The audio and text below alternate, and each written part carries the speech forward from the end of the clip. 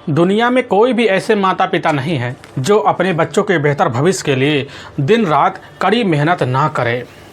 उनकी लगन और उनकी मेहनत के बदौले उनकी जो बच्चे होते हैं उनके हिसाब से जब खरे नहीं उतर पाते हैं तो वह ऐसा फैसला ले लेते हैं जिसकी वजह से उनके परिवार में हमेशा हमेशा के लिए कलह पनप जाती है। आज की घटना में सेम कुछ ऐसे होता है। उत्तर प्रदेश की पुलिस होती है, एक खूबसूरत लड़की को लेकर अपने थाने में पहुंचती है, लेकिन उस लड़की के करतूत के बारे में उसके अपनी माँ और अपने पिता को जानकारी जब लगता वह थाने में पहुंचते हैं और चीख चीख कर कहते हैं कि साहब हमारी बच्ची को कड़ी से कड़ी सज़ा दिया जाए।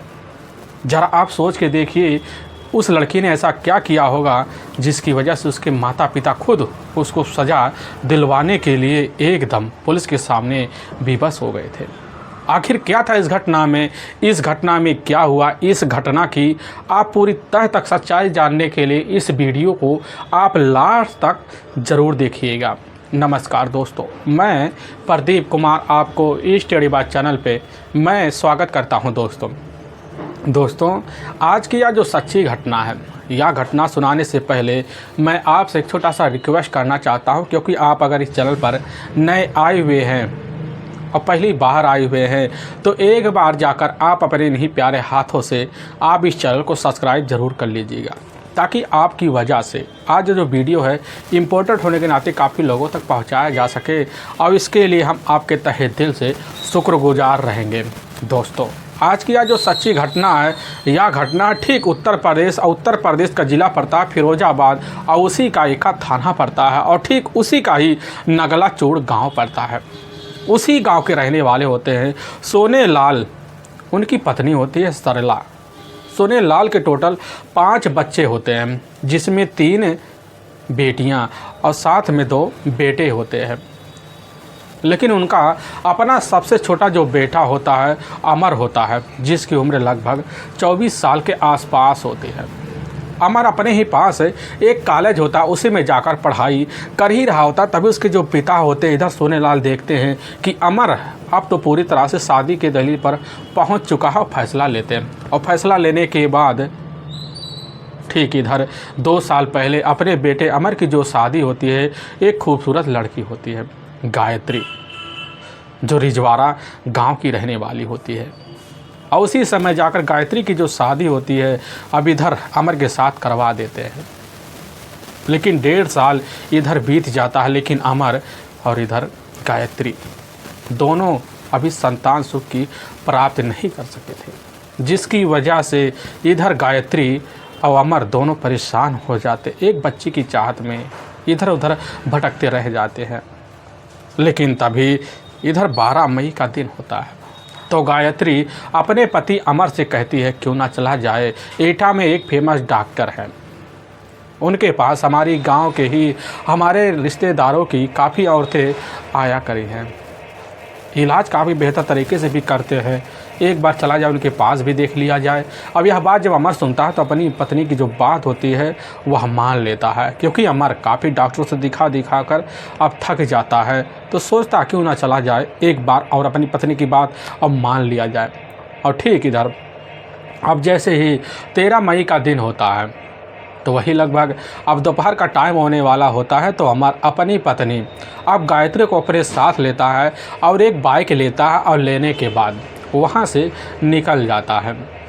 लेकिन हाँ 6 घंटे का वक्त बीत जाता है, दोबारा ना अमर ना गायत्री लौट के आ पाते हैं। अब इधर सोचने लग जाते हैं कि आखिर हमारा अपना बेटा, कलेजे का टुकड़ा अमर और हमारी अपनी बहू गायत्री रह कहाँ गई।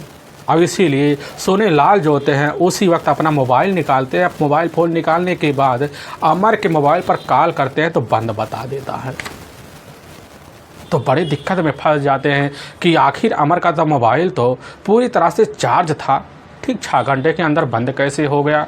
दोबारा कोशिश करते हैं, दोबारा ही वह बंद बता देता है। बार बार फ़ोन मिलाते हैं अपने हिसाब से, लेकिन हर बार अब बंद बता देता है। इसी बीच सोनेलाल जाते हैं अपनी पत्नी अब सरला को खबर देते हैं और सरला भी खबर पाती है तो अपने बेटे के बारे में इस तरह की जानकारी पाकर काफ़ी अचंभे में पड़ जाती है कि आखिर हमारा अपना बेटा अभी तक अब एटा शहर से लौटकर क्यों नहीं आया। इधर सरला और सोनेलाल दोनों मिलकर तलाशी करने के लिए गांव में जाते हैं। जाने के बाद काफ़ी लोगों से पूछताछ करते हैं, लेकिन अमर के बारे में कुछ अता पता अब नहीं चलता है। काफ़ी परेशान हो जाते हैं। यहाँ तक कि पूरी रात बीत जाता तब भी अमर घर लौटकर नहीं आता। और जैसे सुबह का टाइम होता है तो उसी वक्त सोनेलाल अपने कुछ रिश्तेदार को लेते हैं और लेने के बाद एक थाने में जाते हैं। वहाँ के थाना प्रभारी होते हैं प्रद्युम्न।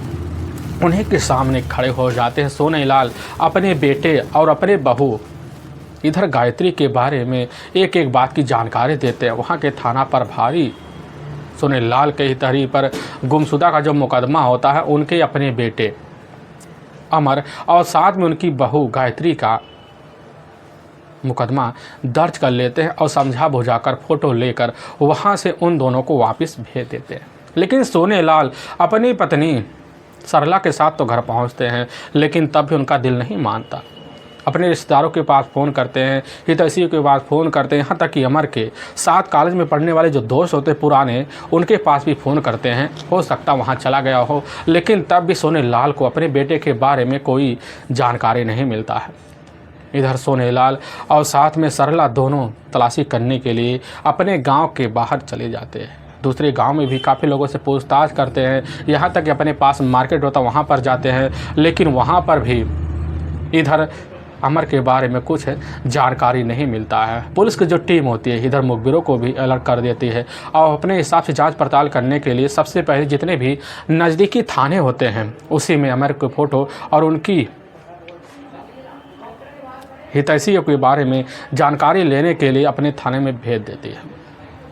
ऐसे तलाशी करते करते पुलिस को और साथ में सोनेलाल को 4 दिन का वक्त बीत जाता है, लेकिन तब भी अमर के बारे में कुछ अता पता नहीं पता चलता। और तभी एका थाने में एक अनजान व्यक्ति का फ़ोन आता है। वह अनजान व्यक्ति वहाँ के थाना प्रभारी को फ़ोन के द्वारा सूचना देता जाता कि साहब जो दौलतपुर गांव है, इसी गांव के बाहर एक खेत है, उसी खेत में एक अनजान व्यक्ति का डेड बॉडी पड़ा हुआ है। अब वहाँ के थाना प्रभारी जैसे ही खबर पाते हैं और उसी समय अपनी टीम को लेते हैं। लेने के बाद अब घटनास्थल पर पहुँच जाते हैं। अब घटनास्थल पर जैसे पहुँचते हैं तो उस अनजान डेड बॉडी का वहीं शिनाख्त करना शुरू कर देते हैं। जांच पड़ताल करने लग जाते हैं। पता चलता है उस व्यक्ति का जो उम्र होता है यही लगभग 23 से 24 साल के बीच होता है।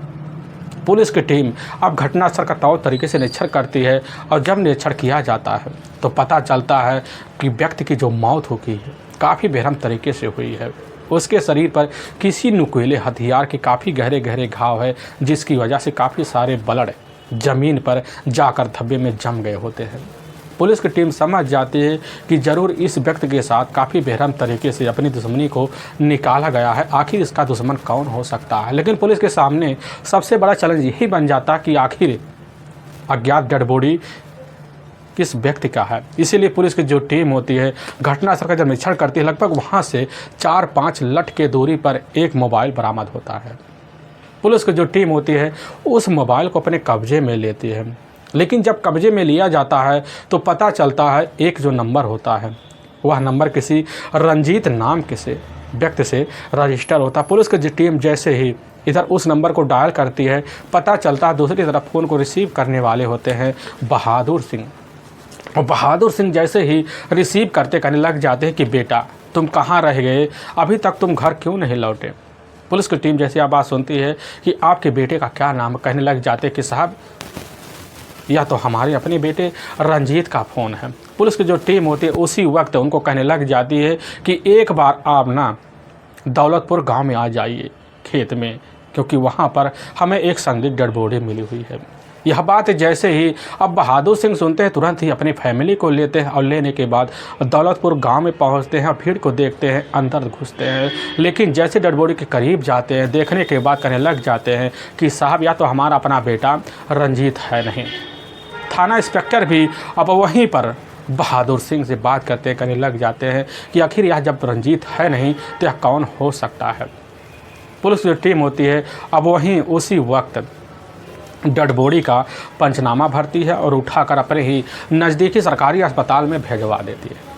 इधर पुलिस की टीम जब इस केस को सुलझाने में लगती है, लगने के बाद इधर फ़ोटो को भी चस्पा करवा दिया जाता है। लेकिन जो अज्ञात व्यक्ति की डेड बॉडी मिली हुई थी, उस डेड बॉडी का जो फ़ोटो होता है अब जाकर एका थाने में पहुंचता है।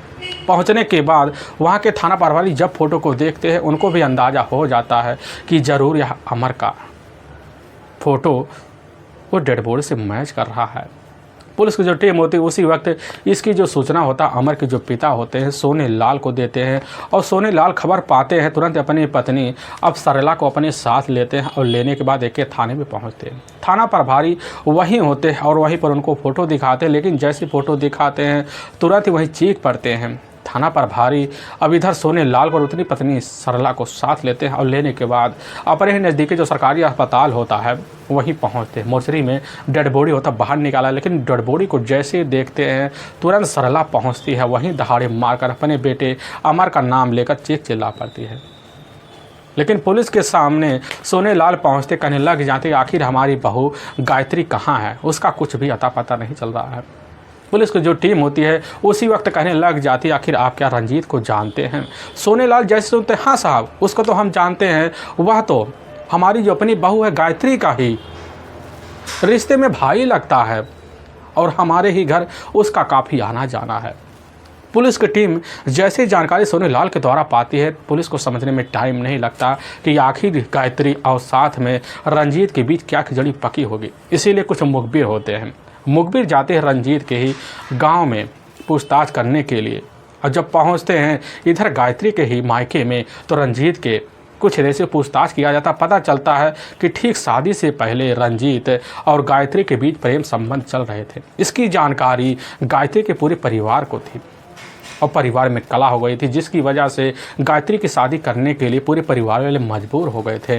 और पुलिस को जैसे यहाँ सुराग मिलती है पुलिस की टीम समझ जाती है कि बस करो, गायत्री ने मिलकर अपने आशिक रंजीत के साथ अपने पति का तौर ठिकाने से ठिकाना लगाया है। और पुलिस की जो टीम होती है इधर बिना टाइम गंवाए दोनों के मोबाइल नंबर को लेती है, उनके मोबाइल नंबर को उसी समय सर्विलांस पे लगा देती है ताकि उनको जल्द अगर कहीं भी रहे उनके मोबाइल नंबर के द्वारा उनको ट्रेस किया जाए। और मुखबिरों को भी अलर्ट कर देते हैं, मुखबिर भी लग जाते हैं दोनों की तलाशी करने के लिए।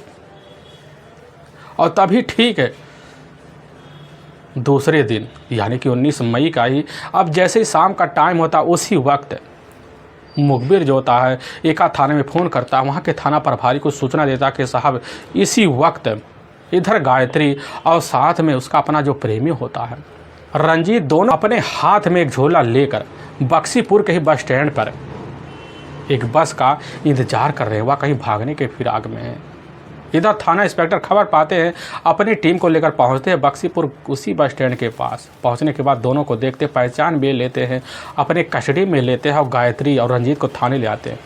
लेकिन गायत्री से जब पहले पूछा जाता तो गायत्री जो होती पहले इधर उधर की बातें करती है, लेकिन पुलिस के सामने काफ़ी सारे सबूत होते जिसकी वजह से गायत्री अब पुलिस के सामने टूटने के लिए एकदम मजबूर हो जाती है और अपने हाथों से और अपने प्रेमी के हाथों से किए हुए अपने पति की हत्या का जो जुल्म होता है वह पुलिस के सामने रख देती है।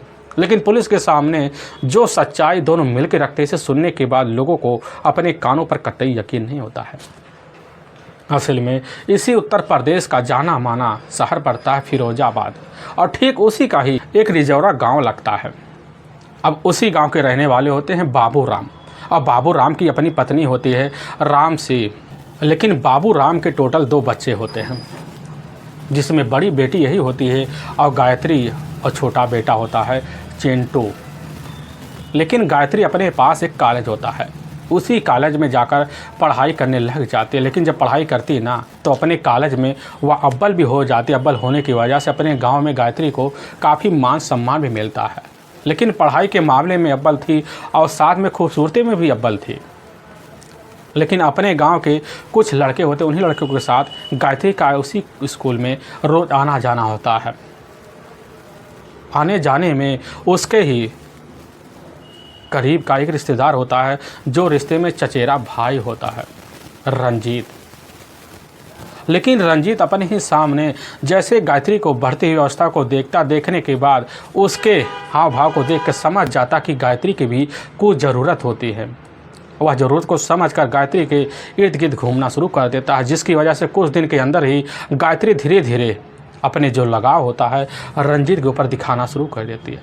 और रंजीत होता है अब धीरे धीरे गायत्री के ऊपर अपने जाल बिछाना शुरू कर देता है, जिसकी वजह से दोनों के बीच जल्द प्रेम प्रसंग चालू हो जाए। प्रेम प्रसंग चालू होने के बाद दोनों एक दूसरे का मोबाइल नंबर भी शेयर कर लेते हैं और मोबाइल के थ्रू दोनों को रात को एक दूसरे के बिना देखे चैन भी नहीं आता था और दोनों एक दूसरे के मिलने के लिए बेकरार हो उठते हैं।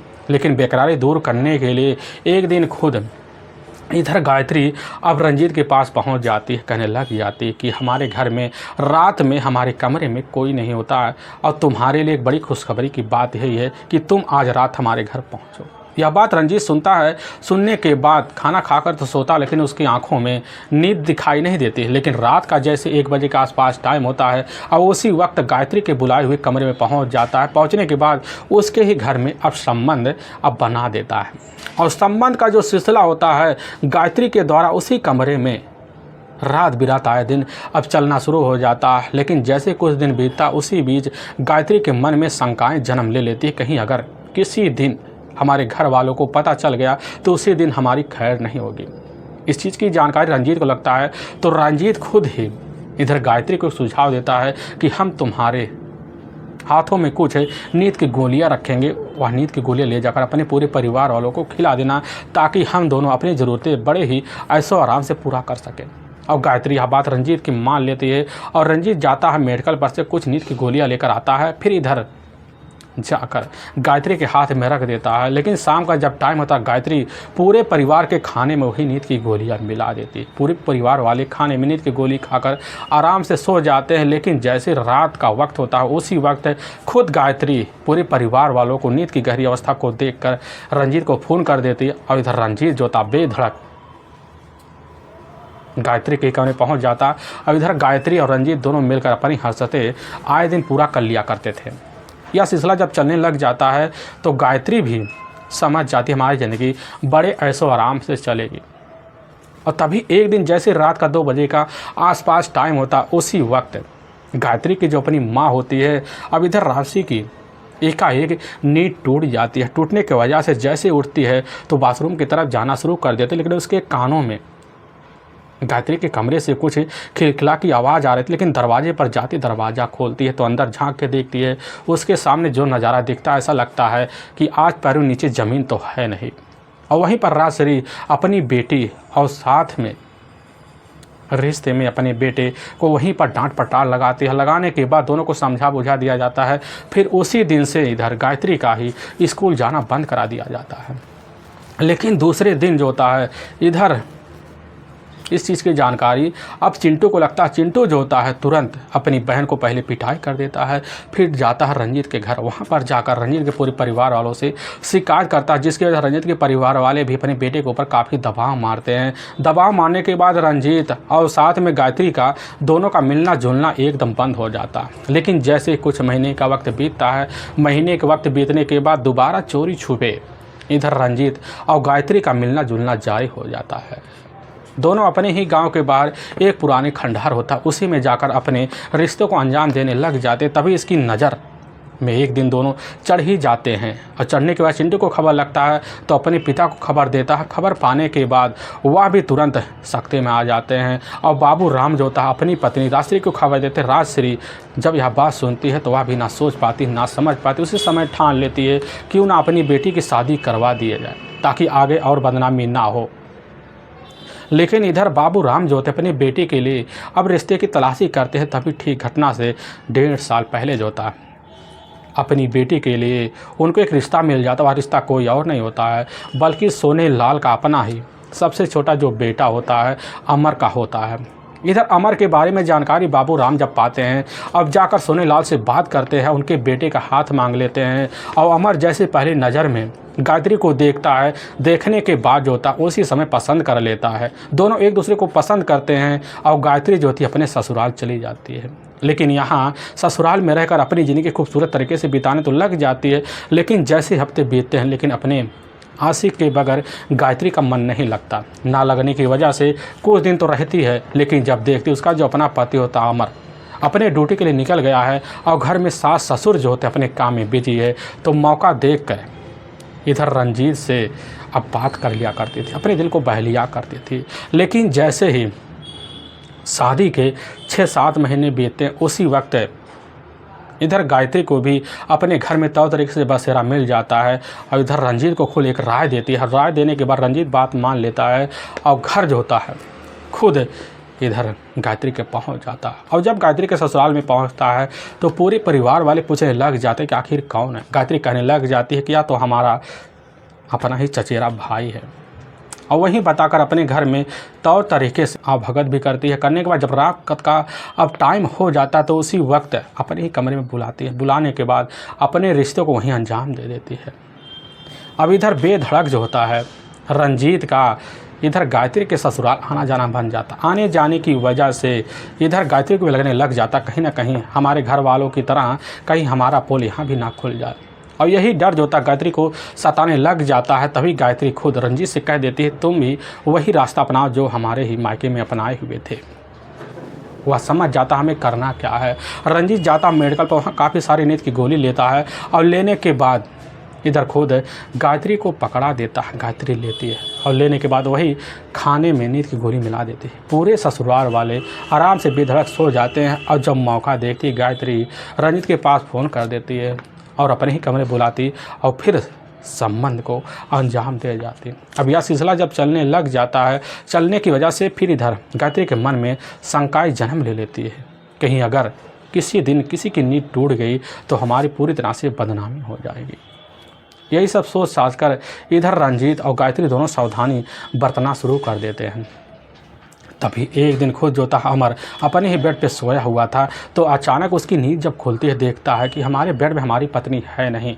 तुरंत उठता है, जाता है किचन की तरफ, लेकिन किचन में जो हश्र देखता है तो एकदम सा दंग सा रह जाता है। देखता है उसकी जो अपनी पत्नी होती है गायत्री और साथ में उसका जो अपना चचेरा भाई होता है एक ही अवस्था में पड़े होते हैं। देख कर दंग रह जाता है, लेकिन वहीं पर अपनी पत्नी का तो पिटाई करता है।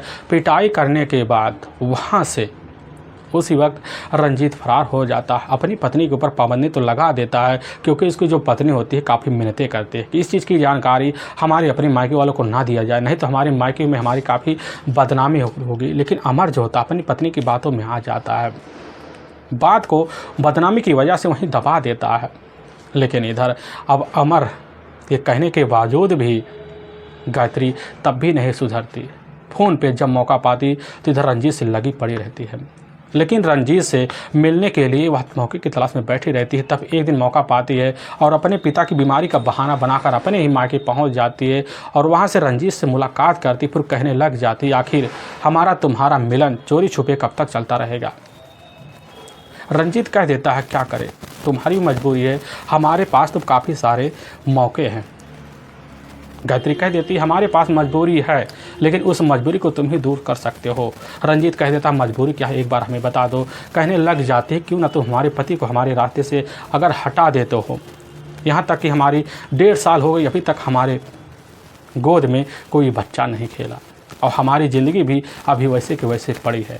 हम चाहते हमारा पति हमारे रास्ते से हट जाए, हटने के बाद हम तुम्हारे साथ तौर तरीके से कैसे न तैसे कर शादी कर लेंगे। यह बात जब रंजीत सुनता है तो सुनने के बाद उसको भी गायत्री की बात को अपने दिल में समाने के लिए विवश करवा भी लेती है, जिसकी वजह से रंजीत गायत्री की बातों में आ जाता है। आने के बाद गायत्री की बात मान लेता है, फिर उसके प्लान के तहत अपने काम को अंजाम देने के लिए लग भी जाता है। तभी रंजीत का ही एक करीबी दोस्त होता है अब राजेश के पास जाता है। उसके पास जाकर अपनी प्रेमिका गायत्री के बारे में एक जानकारी देता है। अब जब राजेश खबर पाता तो वह भी रंजीत का साथ देने के लिए उसके ही प्लान में अब शामिल हो जाता है।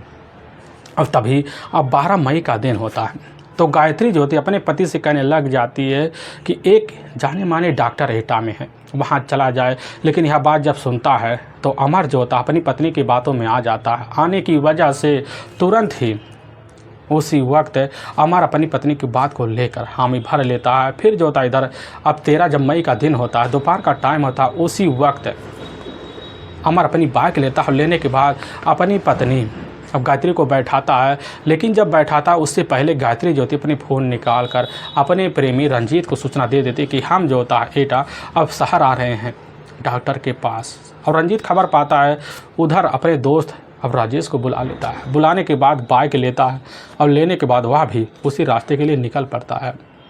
लेकिन जब गायत्री अपने पति के साथ रास्ते में जाने लग जाती है तो अपनी बैग में से एक पानी की बोतल निकालती, उसी बोतल में काफ़ी सारी नींद की गोली मिला देती है। लेकिन जैसे तैसे कैसे कर कर इधर गायत्री जो होती है अपने पति को उस बोतल को पकड़ा दी और पानी पीता। लेकिन कुछ देर बाइक चलाता है तो उसके मन में शंकाएं होने लग जाती है कि हमें नींद आ रहा है। अपनी पत्नी से कहता नींद आ रहा है तो उसकी जो पत्नी होती समझ जाती है कि वह दवाई का असर है, कह देती है कि बाइक रोक दो। और जैसे ही बाइक रोकता ले जाकर पेड़ के साइड में खड़ा होता है तो उसी वक्त इधर अमर को काफ़ी गहरी नींद आ जाती है, वहीं पर सो जाता है। लेकिन जैसे ही कुछ मिनट बीतता है, कुछ मिनट बीतने के बाद अब इधर अब राजेश जो होता है अपनी बाइक पे बैठाए हुए रंजीत को लेकर पहुंचता है। रंजीत जैसे ही गायत्री को देखता है इशारा समझ जाता है और गायत्री और रंजीत एक ही बाइक पे होते हैं। लेकिन उसी बाइक पर बीच में बैठा हुआ इधर अमर होता है। अमर पूरी तरह से बेहोशी की अवस्था में होता है और दूसरी बाइक खुद राकेश ले लेता है। और दोनों बाइक चलाते चलाते कुछ देर का सफ़र जब तक कर लेते पूरा देखते हैं जो इलाका है पूरी तरह से सुनसान हो चुका है। लेकिन जैसे ही उनकी जो बाइक होती है अब वह बाइक है जैसे ही अब दौलतपुर गांव पहुंचती है, देखते एक झाड़ी है, उसी झाड़ी में लेकर तीनों मिलकर इधर अमर को घुस जाते हैं। खुद इधर गायत्री अपने ही पर्स से एक तेज धार नुकीला हथियार निकालती और अपने हाथों से अपनी पति के गलों पर वही हथियार चला दी, जिसकी वजह से हमेशा हमेशा के लिए इधर अमर मौत की नींद में सो जाता है। लेकिन तीनों जब यह हश्र देखते समझ जाते हैं कि अमर इस दुनिया को छोड़ के जा चुका है। लेकिन वहाँ से समझा बुझा कर राकेश को वापस बाइक लेकर तो भेज देता और उसी बाइक को लेकर इधर रंजीत गायत्री को निकल पड़ता है और बाइक तौर ठिकाने पर रख देता है। लेकिन वहाँ से भागने के फिराक में लगे होते हैं तभी पुलिस जो होती है बस स्टैंड पर जाकर दोनों को धर दबोचती है और दबोचने के बाद थाने में जब पेश कर देती है। लेकिन इसकी जो सूचना होता है अब गायत्री के जो अपने पिता होते हैं बाबू राम और उसकी जो अपनी माँ होती है राजश्री को जब लगता है तो सुनने के बाद एकदम अपनी बेटी से खुन्नस खाए बैठ जाते हैं और थाने में पहुँचते हैं। वहीं चीख चीख कर कहने लग जाते हैं कि साहब हमारी बेटी को कैसे ना तैसे कर कर जितनी भी आपके पास दमखम हो उतनी कड़ी से कड़ी सज़ा हमारी बेटी को दिलाया जाए, क्योंकि हमारी बेटी ने हमारी ज़िंदगी के साथ खिलवाड़ किया है। पुलिस की जब टीम यह बात सुनती है, सुनने के बाद एक माँ के एक पिता के चेहरे को देखकर बाप को देखकर समझ जाती है कि आखिर पिता के दिल में क्या बीत रहा होगा। पुलिस की जो टीम होती है इधर अब रंजीत और साथ में गायत्री के तहरीर पर उसका अपना जो करीबी दोस्त होता है, पुलिस की टीम जाती राकेश को अपने कस्टडी में लेकर इन तीनों को जाती वहाँ के कोर्ट में पेश कर देती और तीनों को ऊपर धारा 302 और 324 और 120 के तहत मुकदमा दर्ज करके ले जाकर हमेशा हमेशा के लिए जेल के सलाखों के पीछे अब डाल देती है। दोस्तों, हमें इस घटना का सुनाने का जो उद्देश्य है किसी के दिल को ठेस पहुंचाना नहीं है, बल्कि आपको यह बताना कि आप जहां भी रहें आप सावधान और सतर्क जरूर रहें। दोस्तों फिर मिलेंगे एक नए वीडियो के साथ, तब तक के लिए जय हिंद और जय भारत।